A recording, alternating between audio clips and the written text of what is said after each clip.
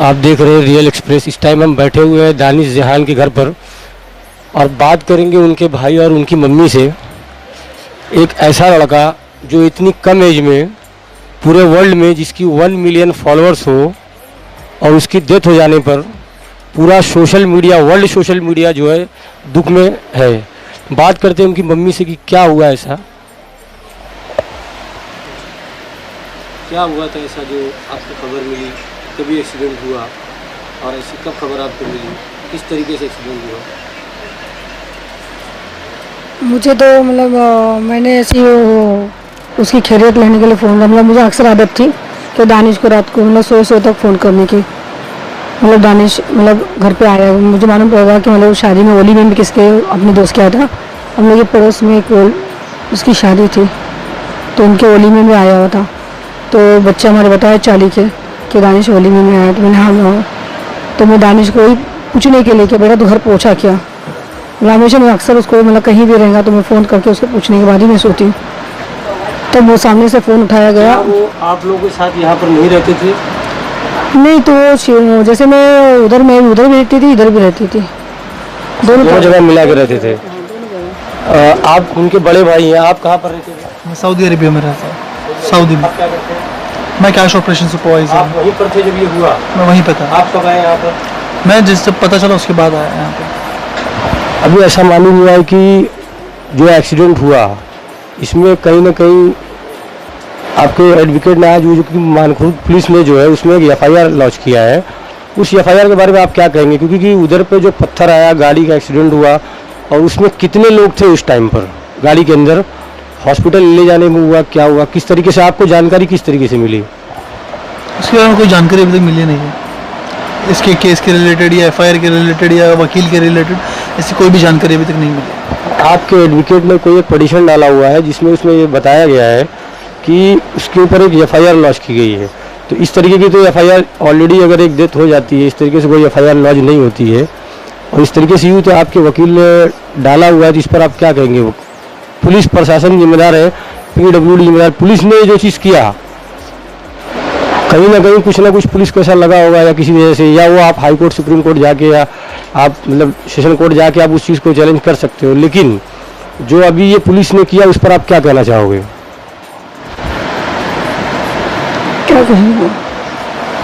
नहीं, इसके बारे में अभी तक कोई कुछ भी आइडिया नहीं। हम लोगों को कुछ भी आइडिया ही नहीं है इसके बारे में। शायद इसके बारे में कोई केस फाइल हुआ है या कोई FIR हुई है या कुछ भी हुआ, ऐसा कोई हम लोग के आइडिया में ही नहीं है अभी तक। हम लोग तो नॉर्मली हम लोग जब से ये सब कुछ हुआ है तब से हम लोग यहीं पे बिजी है बस। मतलब हम लोग अपने ही इसमें लगे हुए हैं। इस टाइम जब एक्सीडेंट हुआ तो उस गाड़ी में कितने लड़के थे? एक्सीडेंट होने से पहले 4 लड़के थे जब वो लोग निकले थे, जिसमें से 2 लड़के ऑलरेडी उतर चुके थे गोवंडी में, ठीक है। एंड उसके बाद मेरा भाई और उसका एक फ्रेंड, वो दोनों आ रहे थे। दूसरे लड़के से आपसे मुलाकात हुई जो हॉस्पिटलाइज है? मैं हॉस्पिटलाइज तो नहीं है, वो हॉस्पिटलाइज था कुछ समय के लिए और वो बाहर आ गया। तो मैं आज गया था उससे मिलने के लिए, मगर मुलाकात नहीं हो पाई क्योंकि मुझे ऑलरेडी टाइम हो गया। तो मैं इंशाल्लाह कल या परसों जाकर मिलूँगा उससे। एक ऐसा लड़का जो इतनी कम एज में इतना बड़ा मकाम हासिल किया और एक गवर्नमेंट की या PWD की या BMC की किसी भी गलती, क्योंकि उसके जो PWD जिम्मेदार है, क्योंकि इस तरीके से पत्थर टायर के नीचे आ जाना और गाड़ी के इस तरीके से एक्सीडेंट हो जाना, इस पर आप गवर्नमेंट को कुछ कहना चाहोगी या गवर्नमेंट से आपकी कोई मांग है या कोई रिक्वेस्ट है? क्या बोलना बोला गवर्नमेंट को आप कुछ बोलोगे? सरकार क्या करेगी इसके लिए? सरकार क्या करेगी? सरकार तो ऑलरेडी जैसी है हमारे देश में वैसी रहेगी। इस तरीके से एक्सीडेंट बहुत होते हैं, लेकिन कुछ आम लोग ऐसे होते हैं जिनका एक्सीडेंट होता है, कोई भूल जाता है, कोई वहाँ तक नहीं चलता।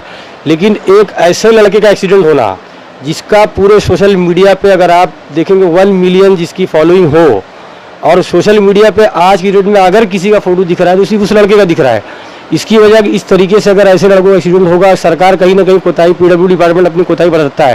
क्योंकि ऐसे सुप्रीम कोर्ट ने पहले भी ऑर्डर दे चुका है इस चीज़ के लिए कि रोड एक्सीडेंट में जितने लोग मरते हैं, लेकिन अभी इस तरीके से अगर ऐसा लड़का अगर चला जाएगा जिसमें देश का भी कहीं ना कहीं कोई नुकसान है, जिस लाइन में है उस लाइन का भी कोई ना कोई नुकसान है।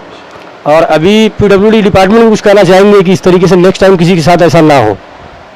जैसे उनको प्रिकॉशंस बरतने चाहिए, जो भी चीज़ें हैं, लाइक जो भी है। मैं ये क्योंकि हम लोगों को अभी एग्जैक्टली पता नहीं है कि गलती किसकी है, ठीक है। तो हम लोग डायरेक्टली किसी को ब्लेम नहीं कर सकते। मैं ना मेरे भाई को ब्लेम कर सकता हूँ, ना मैं गवर्नमेंट को ब्लेम कर सकता हूँ, ना मैं किसी को ब्लेम कर सकता हूँ। हाँ, अगर वहाँ पे सीसीटीवी फुटेज होता, हम लोगों को पता होता कि कोई गलती किसी की तरफ से हुई है, तो हम लोग उसको ब्लेम कर सकते थे।